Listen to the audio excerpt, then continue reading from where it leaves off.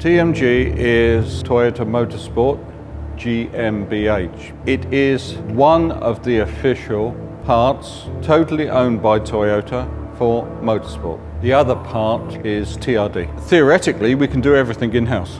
Yeah, so in other words, we can build, engineer, construct and produce any car and put it onto the road and race it. Doesn't matter what it is, engine, chassis, whatever you like, we can do it.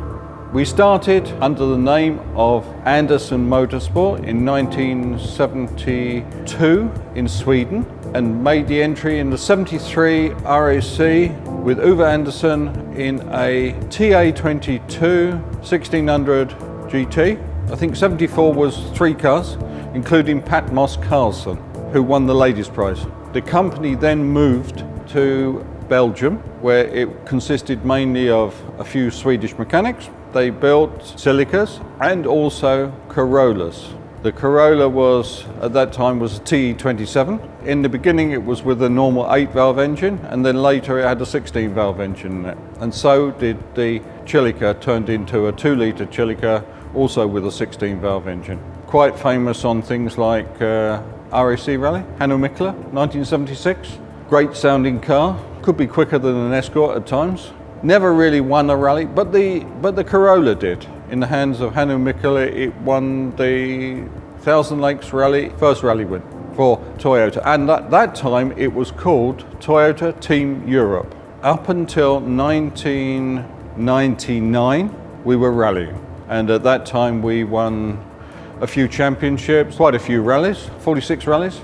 World Championship rallies. What we won, 5 Drivers' Championships, I think, and 3 Manufacturers' Championships. That was the most prolific time for us in motorsport, should we say. English people would always recognise the Carlos Sainz or Luis Moya putting his crash helmet through the rear windscreen of the Corolla in RAC Rally, these sort of things. You know, these are the era that was the best. And then part of the company in 1997, we started into Le Mans. Finished rallying basically in the end of 99, so we were running parallel.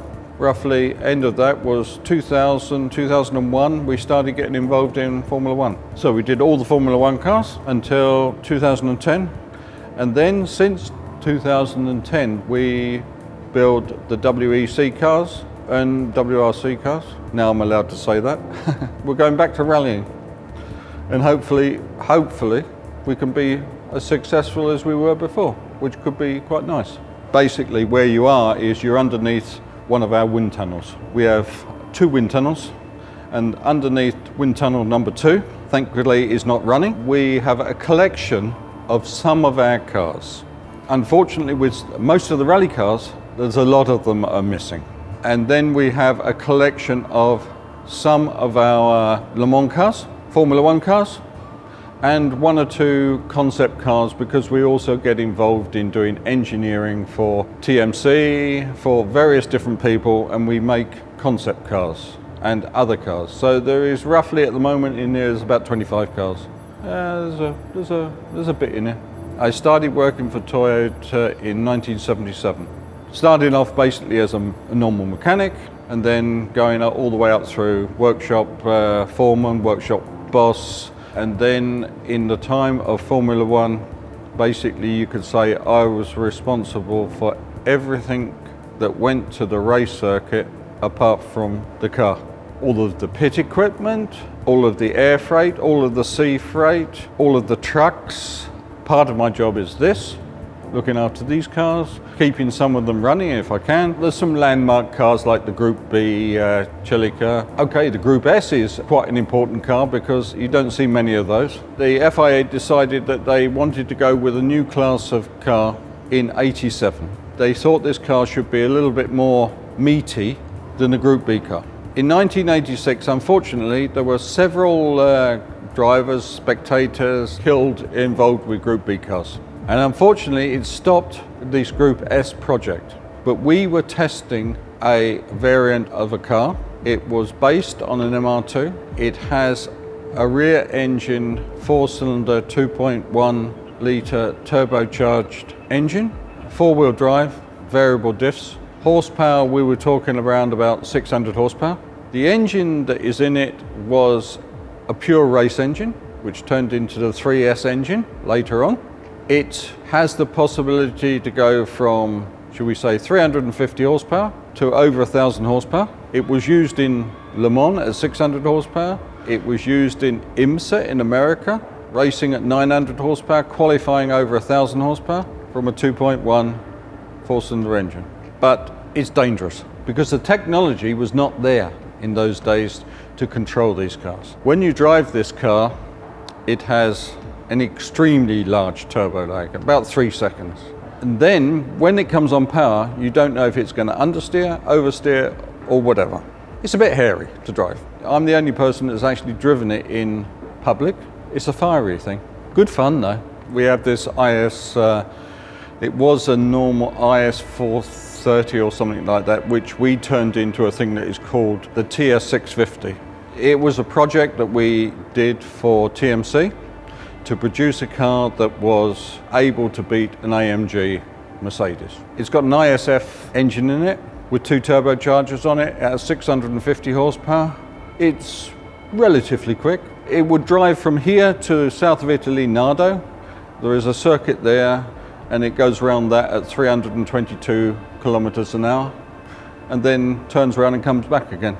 I mean, it's nice. And it could be pushed up to a bit more horsepower, 750 horsepower, 800 horsepower. We've got a few other project cars like that, including things like the little tiny IQ with a compressor on it, which was also sold as Aston Martin Signet, 142 horsepower, does just over 200 kilometers an hour. Makes Porsches look a little bit funny sometimes on the motorway. We could easily be AMG Toyota. No problem whatsoever. What do you want? One thing that we did was we took a Radical and we put into a Radical 2 engines for both rear wheels. So you drive left-hand side and right-hand side. Big battery pack. Still at the moment it's the quickest electric car around Nürburgring, which means that it's way up there. GT1 regulations means that you have to build this car from a road-going car. So basically what you do is you build your racing car and then one of them turns into a road car. It's probably driven something like 25 kilometers or something like that. It was in Le Mans for the race. After the race we said, no, we're not going to sell it. For the next year the regulations changed. We didn't have to have a car. So one car is built. Anybody want to buy it? 3 million euros would be a nice price, I think, for it, something like that. Now, obviously, we're going back into rallying. We are developing a car at the present moment. The car that we're developing is a Yaris, and this will be nice to put in here into the museum in end of 2017. It'll be a nice time to have a car in here and to add to the collection.